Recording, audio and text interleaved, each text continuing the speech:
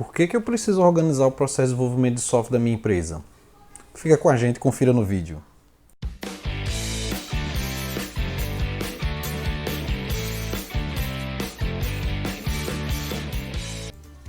Fala pessoal, essa é uma dúvida bem comum na área de engenharia de software, né? Será que eu preciso realmente organizar o meu processo de desenvolvimento de software?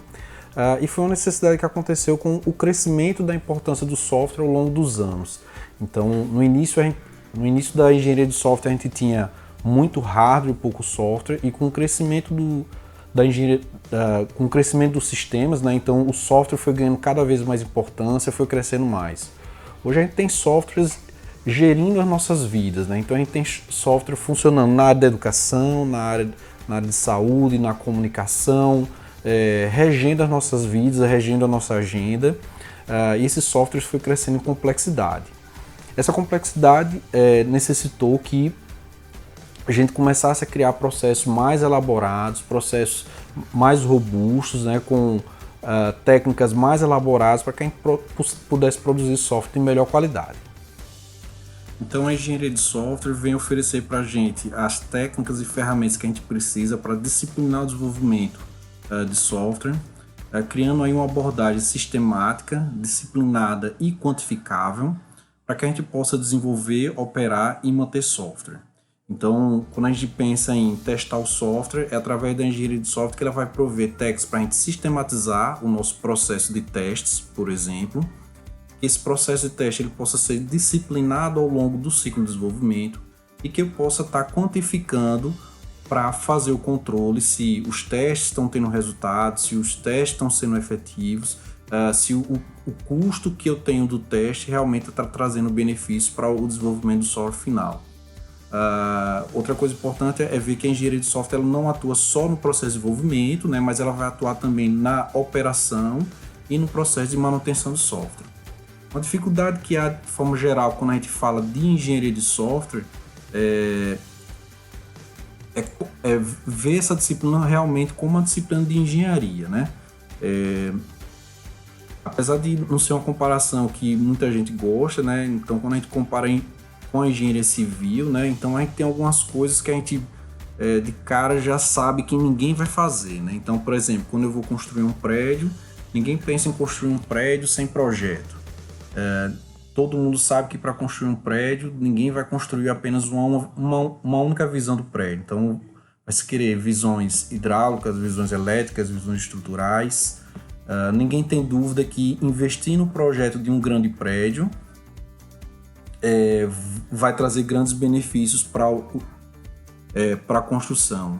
Também ninguém tem dúvida que se eu não faço esse projeto, há um grande risco para a construção desse prédio. E os clientes, de forma geral, quando vão construir um grande prédio, eles têm plena consciência que é necessário projetar. Então alguém pode dizer, sim, mas na engenharia civil, se eu vou fazer uma casa bem simples, eu não preciso fazer todos esses projetos, então não é necessário nisso, né? Eu só vou precisar fazer todos esses projetos e pensar nisso, realmente é arriscado quando eu vou fazer algo realmente grande, né? E o mesmo muitas vezes a gente quer aplicar na engenharia de software, pensando que a gente vai fazer sempre um sisteminha, né? Então, na medida que eu vou fazer um sisteminha, ou comparando com a engenharia civil, é uma casinha simples, né? Então não tem necessidade de estar projetando, não tem necessidade de eu estar investindo em projetos, investindo em técnicas para a construção desse software. Mas na prática a gente sabe que a gente não faz sisteminha, né? Então, na verdade, sempre a gente faz grandes sistemas. Na verdade, a gente sempre faz grandes prédios. Então, esses sistemas, eles evoluem muito, eles crescem muito e na medida que você não tem projetos bem feitos, o investimento realizado no design do software, na criação do software, na realização de procedimentos de engenharia do software, então o seu software tende a cair como cairia um grande prédio.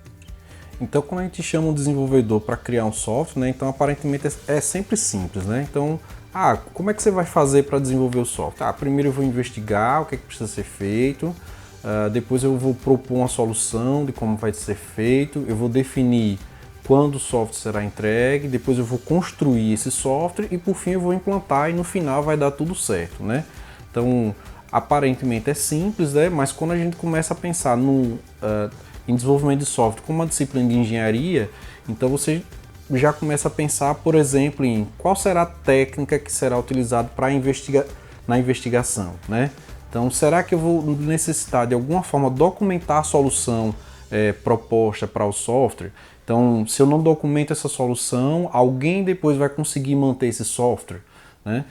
Como é que eu vou definir um cronograma de entrega, né? Será que eu vou chutar um cronograma ou eu tenho necessidade de criar um cronograma real? Como é que eu vou definir os papéis? Quem vai fazer o que dentro da minha equipe de desenvolvimento? Será que eu preciso criar algum padrão ou utilizar algum padrão existente para a criação do meu software? Então, quando eu começo a ter essa série de perguntas e pensar no desenvolvimento de software como uma disciplina de engenharia, né? Então aí eu começo a pensar realmente no que seria o processo de desenvolvimento de software, né? Então, o processo de desenvolvimento de software ele vai definir um roteiro para todas as atividades que vão ser necessárias para a construção de software de alta qualidade dentro do prazo estimado. Esse processo de desenvolvimento de software está baseado aí em uma série de processos, né, uma série de métodos e ferramentas, sempre focando na qualidade. Então, através do processo de desenvolvimento, eu vou ter que dizer, por exemplo, como é que eu vou fazer a minha engenharia de requisitos do software. Então, quais são os métodos que eu vou utilizar? Então, será que eu vou utilizar uma entrevista? Será que eu vou usar um workshop de requisitos? Será que eu vou usar etnografia? Quais são os métodos e ferramentas que eu vou utilizar? Será que eu vou utilizar uma ferramenta específica para engenharia de requisitos? Então, para cada uma das disciplinas do desenvolvimento do software, né? Então, a implementação, o teste, a análise de projeto, o meu processo de desenvolvimento vai ter que começar a dizer como que essas coisas precisam ser feitas, né? Douglas, e por que será que eu preciso definir todos esses detalhes dentro do meu processo de desenvolvimento? Então, o nosso grande objetivo é que a gente possa padronizar os artefatos que são produzidos. Se eu não padronizo os artefatos, então se eu não padronizo como o meu código está sendo produzido, se eu não padronizo como a minha documentação está sendo gerada dentro de uma organização, então eu começo a criar donos do software, né? Então, o dono do software é aquele que não tem férias, o dono do software é aquele que não tem festa de aniversário, que não pode ir para uma festa, que não pode ir para o bar, porque se der um problema, ele vai ter que ser chamado, porque ninguém consegue mexer no software dele. Então é isso que a gente não quer. Então, se você, assim como eu, também não quer ser dono de software, comenta aqui embaixo, coloca aí hashtag eu não quero ser dono de software e vamos começar a organizar os nossos processos. Nos próximos vídeos a gente vai começar a explicar alguns modelos de processo que a gente pode usar, alguns frameworks que a gente pode utilizar para se inspirar para criar o nosso processo. Lembrando que o processo é de cada empresa, adaptado a cada empresa, e a gente precisa fazer essa adaptação baseado nesses modelos, baseado nesses frameworks de processo e utilizando os métodos de engenharia de software existentes atualmente que vão poder nos ajudar aí a criar software de alta qualidade. Então aguardo vocês nos próximos vídeos, grande abraço, fique com Deus, tchau, tchau.